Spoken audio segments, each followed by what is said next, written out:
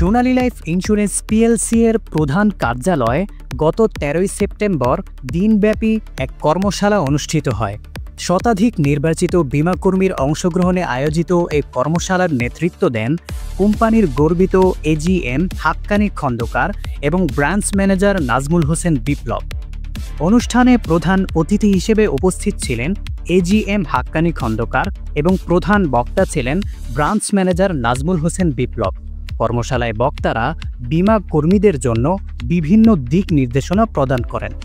বিশেষ করে AGM Haqqani Khandakar leaders club সহজে অর্জনের কৌশল নিয়ে গুরুত্বপূর্ণ পরামর্শ দেন। পাশাপাশি তিনি প্রতিশ্রুতি দেন যে তার নেতৃত্বাধীন সংগঠন সোনালী লাইফ ইন্স্যুরেন্সের 1000 কোটি টাকার লক্ষ্যে সর্বোচ্চ ভূমিকা রাখবে।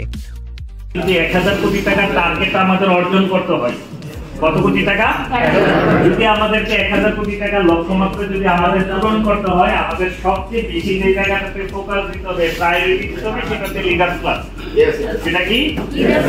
অত্যন্ত দুঃখের ব্যাপার হচ্ছে অনেক ব্যক্তি যোগ্যতা থাকা সত্ত্বেও লিডার্স ক্লাব মিস করে শুধুমাত্র লিডার্স ক্লাবের গুরুত্ব না বোঝার কারণে।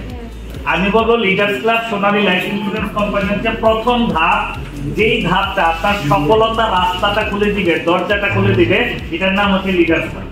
এটার নাম কি?